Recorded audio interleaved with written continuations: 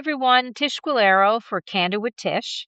As you know, I have wonderful guests come on and join me for a very casual but effective conversation on leadership, leading teams, building businesses, scaling challenges, growing pains.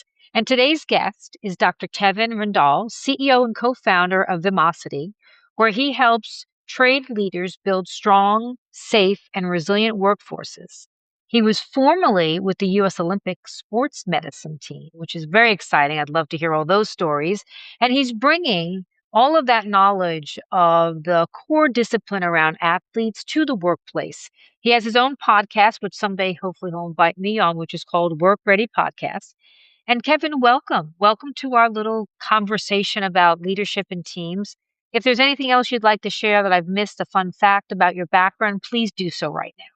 No, you did a great job, Tish. Thanks so much for inviting me on the show. We're excited to have you. I do think, and I said this pre our conversation, when I'm working with individual leaders, a lot of the former athletes always have that transition of the workplace communication style.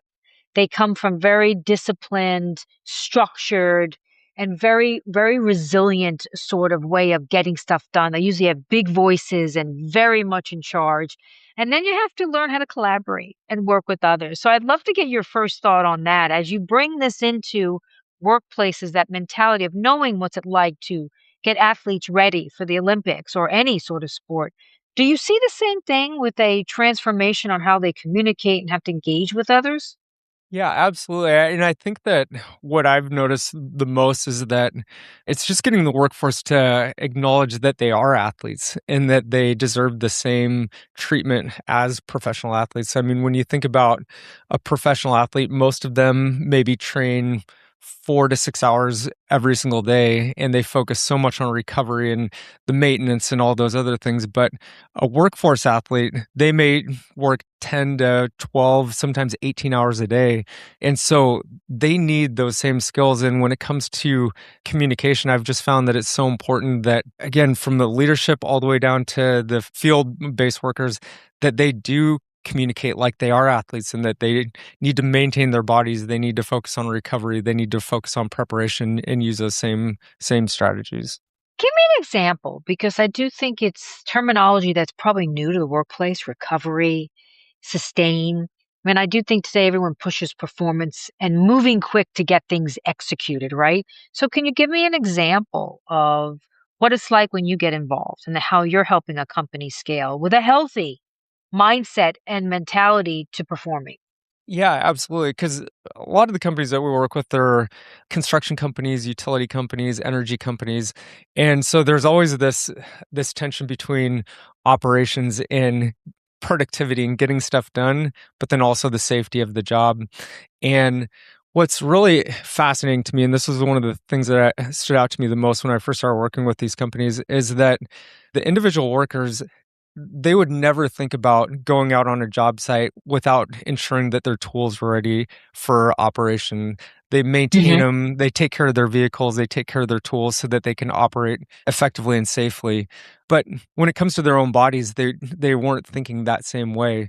And so they'll just go out there and, work 10, 12 hours a day and then just go and do it all over again and put very little thought into their recovery in their own maintenance.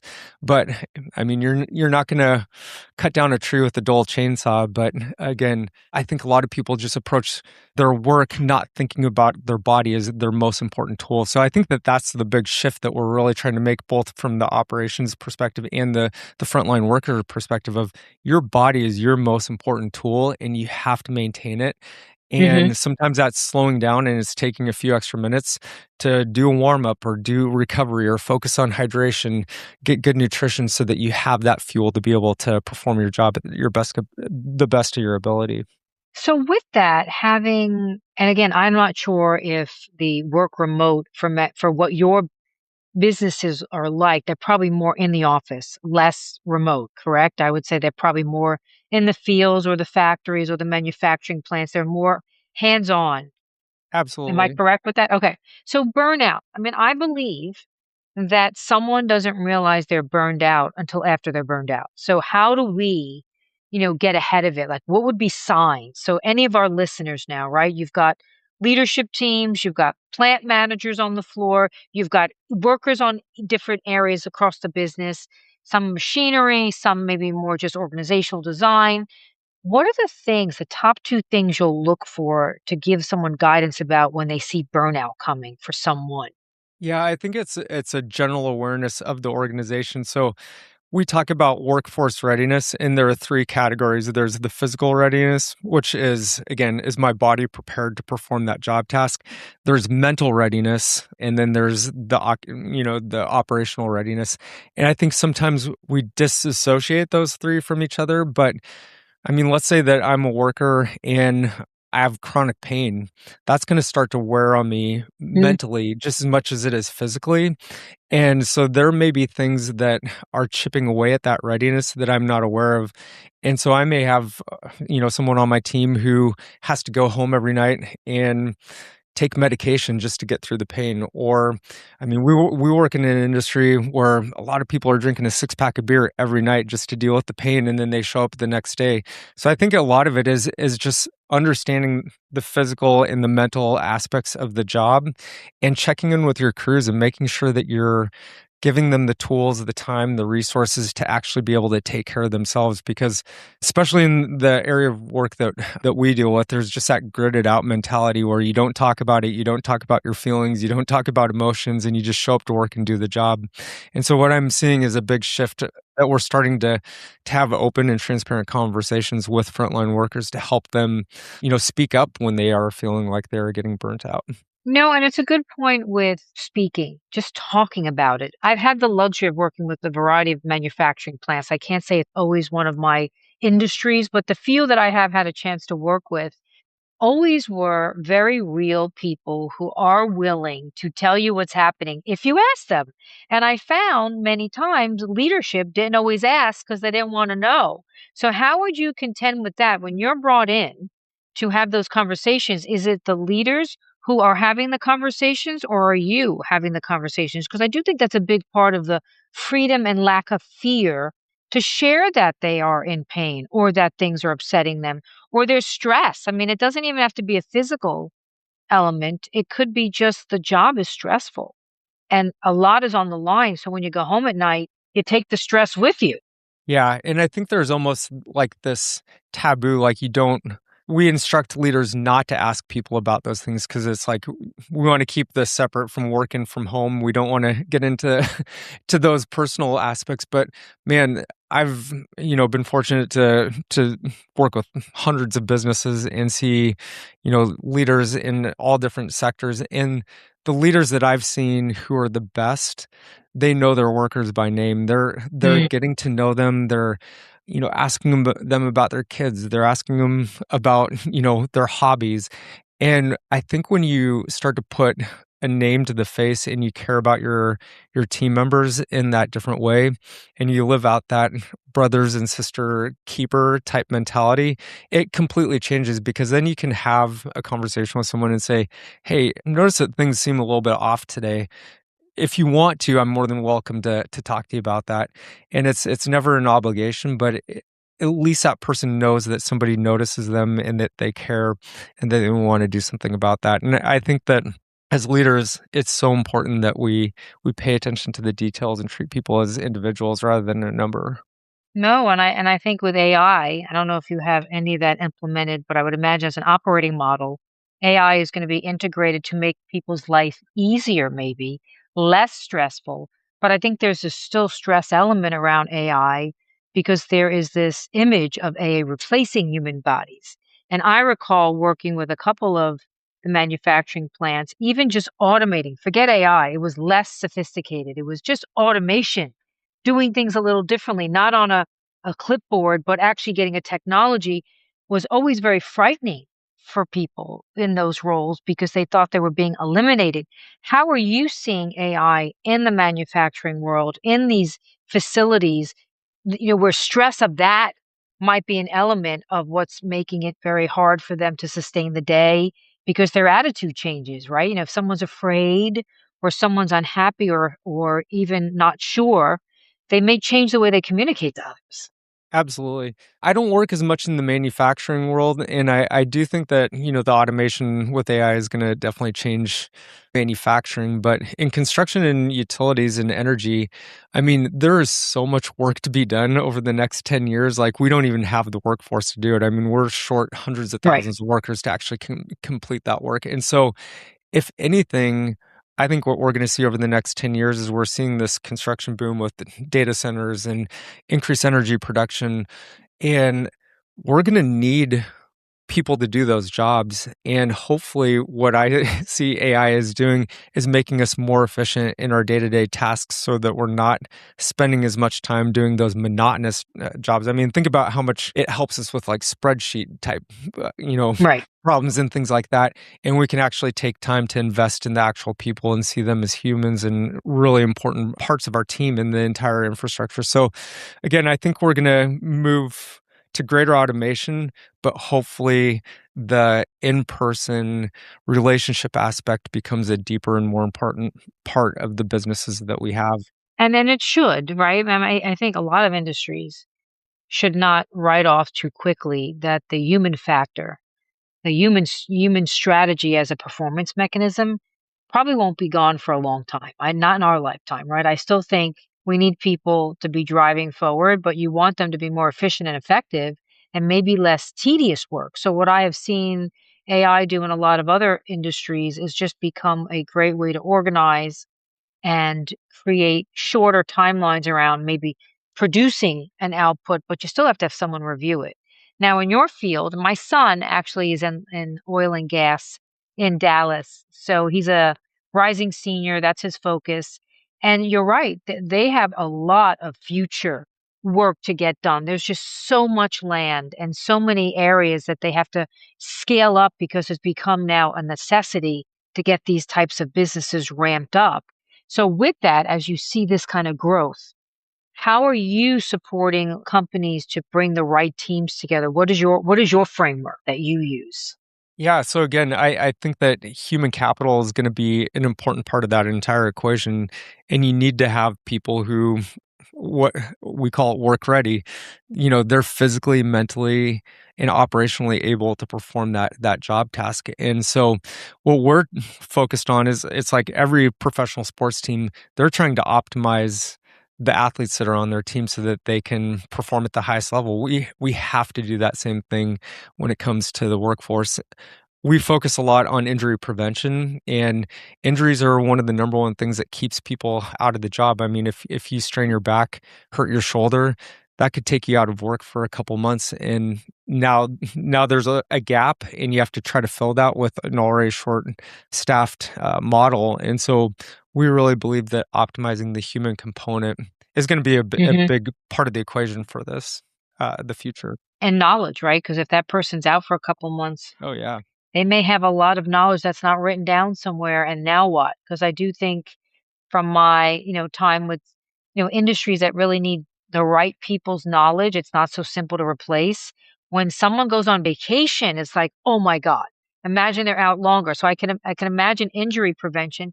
What about the mental state? Like when I'm engaged, I like to give people tools to be able to utilize their minds more relevant to what they need to know, right? So I use tools to help people communicate more effectively, digest information that doesn't have to be overly dramatized, engage in difficult conversations that don't have to create friction. So that's a lot of what I would bring in. When you say the mental side, is that a very similar thing or you're working on something else? Yeah, that's a part of it. I mean, again, we're talking about crews, so for us, it may be a construction crew that's 40 people out in the field, and there's a foreman or a leader who has to bring those people together, and it all comes down to communication.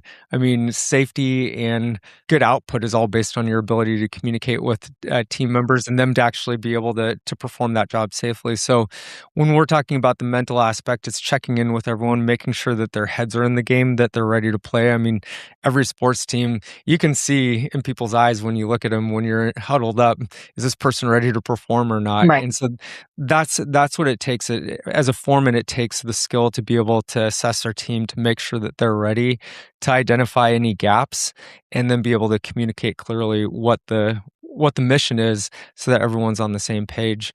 And part of what we do as a business as well is we help scale the processes. So, like some of the job tasks that people perform on a regular basis. So, for instance, like a solar farm construction project, those are happening all over the United States. So, what we'll do with a team is we will actually send a team out to create video content of them performing those job tasks so that everybody's on the same page. So, if you know, started a whole new project in Abilene, Texas, and you're getting people from Walmart who have never done a solar field, they can actually get these short modules, almost like a YouTube style video where it's Yeah. like 30 to 2-minute clips of how to perform that job task, how to best position your body. And now you're scaling those best practices across an entire work group so people can get onboarded very, very quickly with the right skills. So give them the tools they need, but I do love the idea of giving them something they can keep looking at too. Like I do believe that people learn over time and they get good at it, like their habits, right? It's like working out. Your muscles try something new, you're not going to be the best at it until you get it used to utilizing it and get stronger and stronger. So this sort of continuum of how you give people the tools both from a safety as Yep. well as learning, right? They do have to learn how to do their job. And it sounds like a lot of the clients you would have, there is a skill set in knowing how to do stuff. And sometimes you'll hire people outside that skill set. Doesn't mean they can't be trained. It's just you have to give them the training. You're not going to, hand them a book and say, hey, figure it out. A lot of the other industries, I must admit, when people get started, they say they jump from the frying pan into the fire. This would not be a good plan for the types of clients you have. There should be some more legitimate training and understanding of what you signed up to do and how to do it and how to do it. Exactly, and but the problem with traditional training is that you do an onboarding and it's a week long and you sit in these classrooms for hours on end and nobody retains that knowledge. I mean, you maybe retain the first 5 minutes of that knowledge. So what we've done is we've basically have created a whole social media style platform where it's 30-second to 60-second modules. So let's say we want to teach somebody about hydration and working in 100-degree weather, which people are doing all day, every day. So we'll have like 10 different modules that get, shown at the start of the day. So 30 seconds each day. So over the course of 1 to 2 weeks, people can learn all the strategies for how to, stay safe in heat. And what we find is that people retain that a lot better. The content is, again, more social media style, which we know that people learn in those short bits. And so we found that that's actually been a really good strategy to build that workforce readiness and incorporate it into the workday so that doesn't take too much time, but people can actually retain it. And it stays with them, right? Because they could keep going back and, test out. And it sounds like it's diverse. So not everybody is going to hydrate and know how to hydrate or recognize where they need Absolutely. hydration the same way. So you want to try to hit as many audiences as you could. So I have one last question for you. You've worked in a ton of different trade facility driven companies in different industries. When you first get there, can you tell right away if people are really going to invest in their people or you're a check the box because I want to be able to say, well, we brought, Kevin and his team on and he's going to tell us all the things to do, but they're really not gonna be doing those things, so you really are just doing it while you're there. I mean, have you ever come across where it wasn't as genuine or they didn't even realize how lack of genuinity it was that they were doing this planning? Yeah, I mean, even in the sales process before you even like sign a contract to come and do work with people, you can start to tell, is this something that they're really going to buy into, or is it something that they are just, like you said, checking a box? And it depends on the stakeholder that you're working with right from the get-go. If it's someone who has very low decision making capability, they're just going to be the person who's going to be implementing, but from the executive level, they just were told that this is something we need to focus on. So that leadership presence and the leadership investment in this, it says so much. And you can tell right away when leaders show up to an onboarding or when leaders start to participate in the meetings to, plan the rollout, we know right away, what the success is going to be like. And the success or failure of a program or an initiative always comes down to the leadership investment and engagement. And so one engagement is their presence. So be there and be committed to showing your face and being part of this decision that was made, not it was just made. So that would be one. What's another? Yeah, I think it's even comes back to like the mission and core values. Like if a company says, safety is our core value, but then you look at them and they're like, we haven't had an injury in 5 years.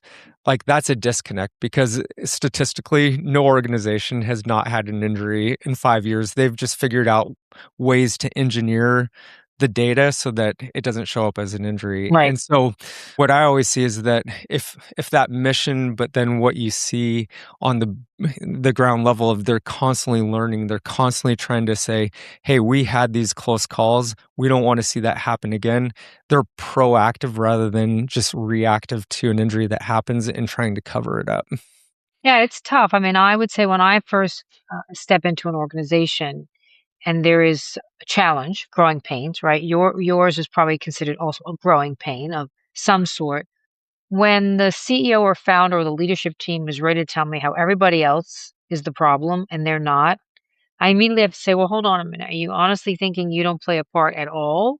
That's the first step. You should be playing a part, right? So let me bring you into this. No, nothing is ever completely not your fault, right? If there's a group or there's a team, it's everybody. And so I'm aligned with, even if it's not from the standpoint of the type of industry you're in, all industries, leadership needs to commit and then show up. And I do think that's step one. And then step two is communicate. I mean, I do find that communicating to the team, the staff, the groups, they need to understand what's coming and why they're doing it. And they need to understand what the steps are. And they need to know why it's important for themselves. And I'm sure when you're in there, besides them being present, it's how they communicate about these things you're going to be offering them to start to do. Because if you're having conversations about hydration and leaving the business upset at night from either a pain you have in your body or the stress of this job that no one's listening, they have to hear that. That's part of their leadership and that's part of their values as a company. So communication to me would be also number two. So we're kind of aligned. I mean, I like that you build elite performance teams. Then I want to steal that phrase because I do like that very No, it's much. great. Any parting words for those listeners out there that are managing businesses?